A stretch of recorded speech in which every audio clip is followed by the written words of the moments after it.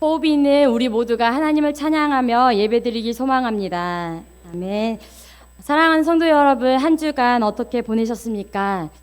저희 뉴스에서 다들 보셨겠지만 비 피해로 인하여서 많은 분들이 사고를 당하기도 하고 또 어려움을 당하셨는데요. 우리 교회 성도님들께서는 어떻게 보내셨나요? 어려움이 있었다면 그 어려움을 하나님께서 도우시고 또 위로하시고 또 그 피해를 하나님께서 갚아주시기를 소망합니다. 여전히 바쁜 한 주를 보내신 분들도 계실 테고 또 대학생의 경우는 바쁜 학기를 마치고 방학을 맞이하여 온전히 쉼을 누리고 있을지도 모릅니다. 그런 자녀들을 보시며 조금 속이 타는 부모님들도 계실 텐데요. 바쁜 학기를 마치고 오랜만에 누리는 방학이니 그런 자녀들을 조금 어여삐 여겨주시고 조금 화를 참아주시기를 부탁드립니다. 일은 휴가를 떠났다가 돌아오신 분들도 계실 테고요. 아직은 조금 끝나지 않았지만 이제 곧 끝날 테니 유아유치부 선생님들은 이제 무겁게 지고 있던 짐을 덜어 놓으셨을 것입니다. 제가 어제 선생님들이 집에 가는 모습을 보는데 얼굴과 몸에는 피곤함이 묻어 있었지만 더불어 개운함이 함께 묻어나는 것을 보게 되었습니다. 그렇게 모습을 보며 조금 부러운 마음도 있었지만 그렇게 되기까지 열심히 준비하고 또 분주하게 준비했던 시간들이 있었을 것입니다. 우리 모두는 각자 일상을 살아내기 위해서 고군분투하며 살아갑니다. 완벽하지 않더라도 잘 해내려고 노력합니다. 어떻게 하면 우리에게 맡겨진 일 잘 해낼 수 있을까? 아니, 잘하지 못하더라도 할 수 있을까라고 고민하며 살아가죠. 그런데 그 중에 어떤 사람 또 혹 어떤 아이들은 자기에게 맡겨진 일을 다 하지 못해서 그 일로 인하여서 어려워하며 살아가기도 합니다. 심한 경우는 그 일로 상담을 받기도 하는데요.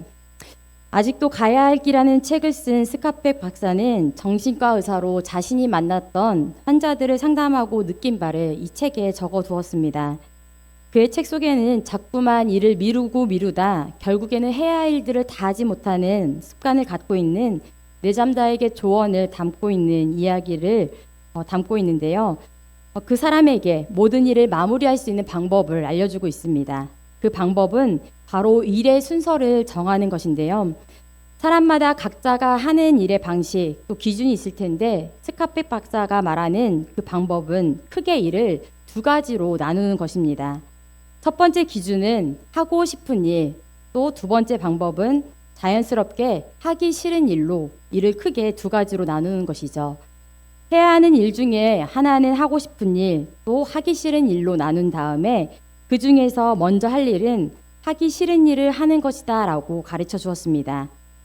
그 이유는 기간이 다 되어갔을 때 남은 일이 하기 싫은 일이라면 포기하기 쉽거나 애초에 기한에 맞추기 어렵게 되지만 똑같은 상황, 기간이 다 되어갈 때 반대의 경우 남아있는 일이 하고 싶은 일이라면 그 일을 해낼 때 상대적으로 일의 능률이나 또 일의 난도가 쉽게 느껴지기 때문에 결과적으로 해야 할 일을 모두 다 마칠 수 있는 가능성이 더 높아지기 때문입니다.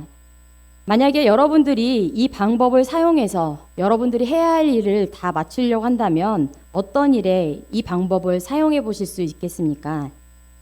저는 보통 이 방법을 제가 먹어야 하는 음식에 이 기준을 적용해 보는데요. 보통 좋아하는 음식과 상대적으로 덜 좋아하는 음식을 먹을 때 저는 이 기준을 사용합니다. 그래서 상대적으로 덜 좋아하는 음식을 먼저 먹고 또 좋아하는 음식을 나중에 먹게 되는데요. 그렇게 되면 음식을 남기지 않고 다 먹게 됩니다. 여러분들도 혹시 많은 음식을 먹게 될 때 혹시라도 많은 음식을 다 먹을 수 있을까 걱정이 된다면 상대적으로 덜 좋아하는 음식을 먼저 먹어보시면 마지막까지 남아있는 좋아하는 음식을 끝까지 먹을 수 있을 것입니다. 이 외에도 일을 하는 방법에는 여러 가지 기준이 있을 것입니다.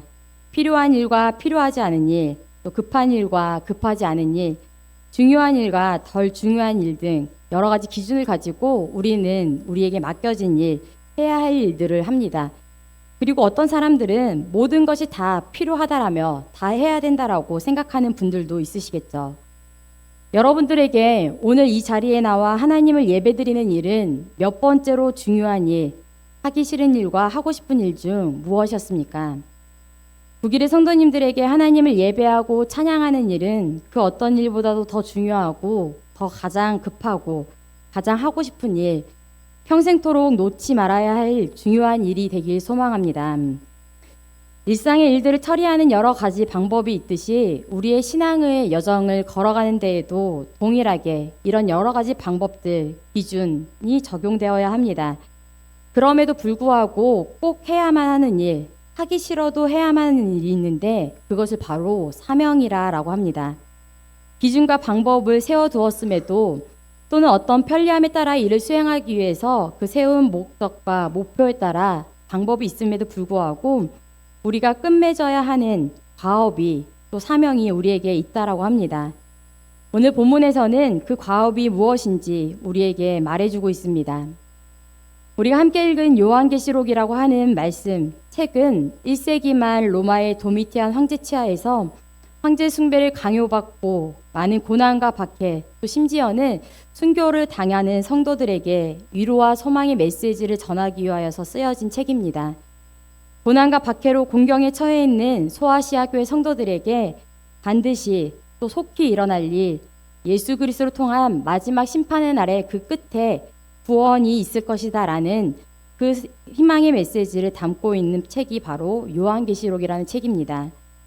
새 하늘과 새 땅이 또 새 예루살렘의 비전을 담고 있음에도 그 과정을 무시하지 않았기 때문에 심판의 날과 마지막 날에 대한 기록이 고스란히 담겨 있기 때문에 그래서 우리는 종종 요한계시록을 볼 때 여전히 두려움을 느끼고 절망을 느끼기도 합니다.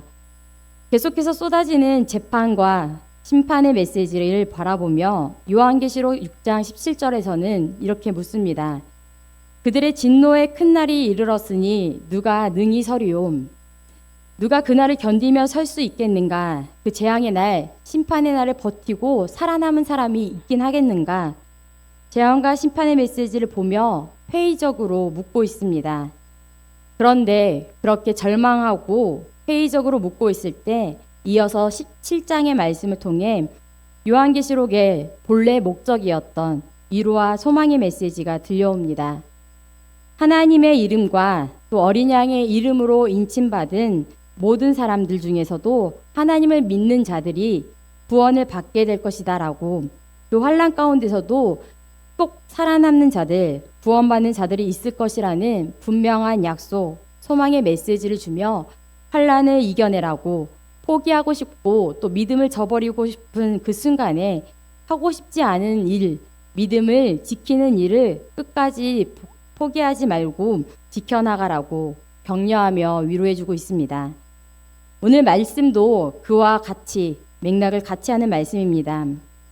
8장에서 9장에서는 첫째 나팔 재앙부터 여섯째 나팔 재앙에 대한 이야기가 나옵니다.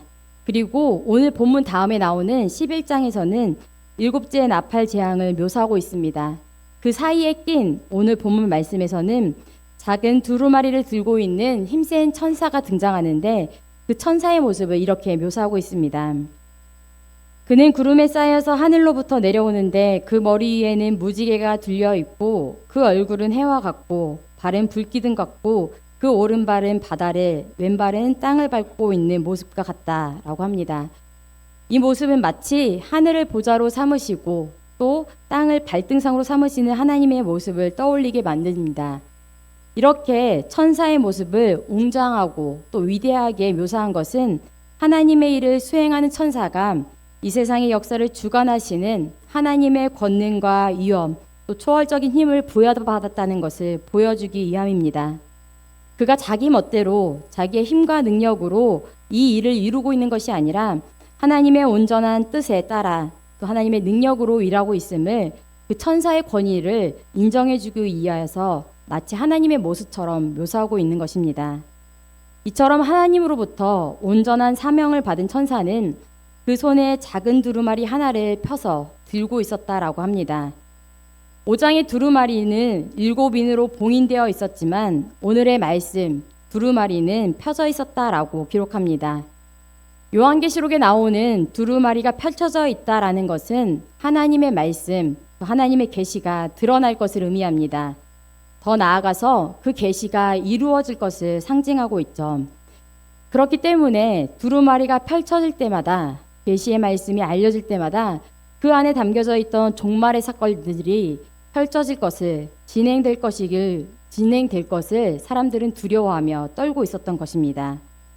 이후 요한계시록 22장 또 마지막 장에는 예언의 말씀을 임봉하지 말라라고 천사의 말이 기록되어 있습니다. 그 마지막 날 심판의 때에는 모든 비밀이 알려질 것이며 그 모든 비밀이 알려진 후에는 그 모든 것이 이루어질 것이기 때문이죠. 그러나 모든 것이 이루어질 때 드러날 때는 아직 이르지 않았습니다. 그렇기 때문에 작은 선사가 큰 소리로 외쳐 7 우레가 말을 할 때 그 말씀을 요한이 받아 적으려고 할 때 하늘에서 요한의 행동을 만류하며 그 두루마리를 그대로 임봉하라는 천사의 말이 들리게 됩니다. 기록하지 말라라고 요한의 행동을 저지하며 말립니다. 본문을 통해 우리가 알 수 있는 것은 7 우레가 말을 했다는 사실뿐 그 내용을 알 수 없습니다. 왜냐하면 그 두루마리가 다시 임봉되었기 때문이죠. 두루마리가 펼쳐지는 것이 계시가 하나님의 말씀이 우리에게 알려졌다라는 것이라면 반대로 두루마리가 봉인되었다는 것, 임봉되었다는 것은 말씀이 알려지지 않았다는 것, 또 더 나아가 이루어졌어야만 하는 일이 중단될 것 혹은 취소되는 것을 의미하기도 합니다. 그래서 이 말씀을 택하신 자들을 위하여 종말론적 환란의 날들을 감하실 것이라는 복음서에서 하셨던 예수님의 말씀으로 이해하는 자들이 있습니다. 곧 종말의 때에 임해야만 하는 재앙이 취소될 것이다. 택하신 자들을 위하여서 그 날을 감하실 것이다 라고 그렇게 이해하는 것이죠. 그리고 그 시간만큼 대신에 종말의 날이 속히 오리라 라고 생각합니다. 그렇게 생각할 수 있는 것은 그 다음에 나오는 6절과 7절의 말씀 때문이죠. 우리 오늘 본문의 말씀 6절과 7절의 말씀을 다시 한번 함께 읽어보도록 하겠습니다. 세세토록 살아계시니 곧 하늘과 그 가운데 있는 물건이며 땅과 그 가운데 있는 물건이며 바다와 그 가운데 있는 물건을 창조하신 이를 가리켜 맹세하여 이르되 지체하지 아니하리니 7째 천사가 소리내는 날 그의 나팔을 불려고 할 때에 하나님의 그 종 선지자들에게 전하신 복음과 같이 하나님의 그 비밀이 이루어지리라 하더라. 아멘. 천사가 하늘을 향해 오른손을 들어 맹세합니다. 하나님을 향하여 맹세하는데요. 하나님이 절대로 지체하지 않겠다라고 하십니다. 하나님이 지체하지 않으시고 이루실 일, 어떤 일이 취소된 만큼, 시간이 단축된 만큼 지체하지 않고 이루실 일은 무엇인가?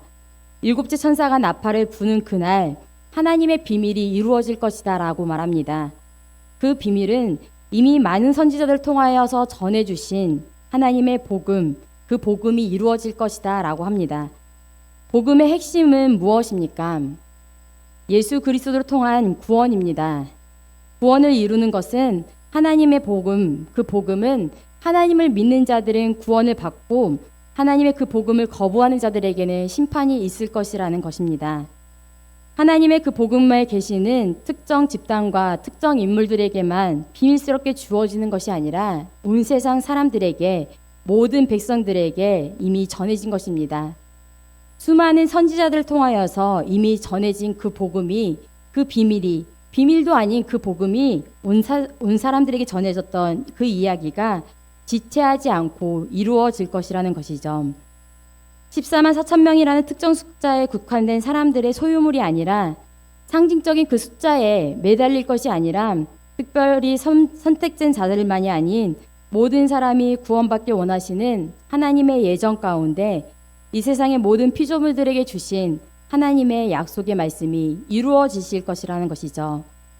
하나님의 선택이 누군가는 선택되고 누군가는 선택되지 않는 것이라면 그야말로 하나님을 너무 편협하게 이해하는 것입니다. 하나님의 선택에 응답하지 않는 것, 그것이 죄고 또 그것이 불의함입니다. 그리고 그것이 심판이 대상이 되는 것이며 모든 사람을 위해 죽으신 예수 그리스도의 사랑에 응답하지 않는 것이 바로 죄라고 우리가 말할 수 있는 것이죠. 그리고 하나님께서는 그것을 기준으로 지체하지 않고 구원과 심판을 이루실 것이다 라고 말씀하십니다. 그렇게 속히 이루어질 하나님의 비밀을 알게 된 요한은 곧 하늘로부터 또다시 음성을 듣게 됩니다. 천사의 손에 놓인 두루마리를 받아 먹으라는 말씀이었습니다. 그리고 이 말씀은 내 배에는 쓰나 내 입에는 꿀같이 달 것이다 라고 말합니다.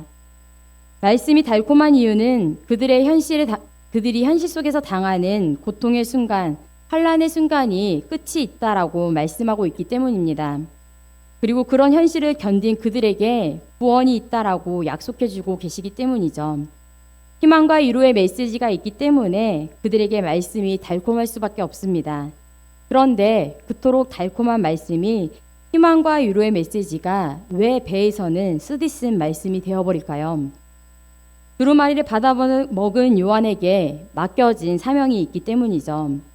오늘 말씀 11절의 말씀도 우리 다시 한번 한 목소리로 읽어보도록 하겠습니다. 그가 내게 말하기를 내가 많은 백성과 나라와 방언과 임금에게 다시 예언하여야 하리라 하더라.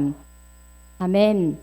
하나님의 말씀이 처음에는 희망과 위로의 또 달콤한 말씀으로 느껴지지만 그것을 선포하고 실천하는 과정에서는 고난과 고통이 따르기 때문입니다.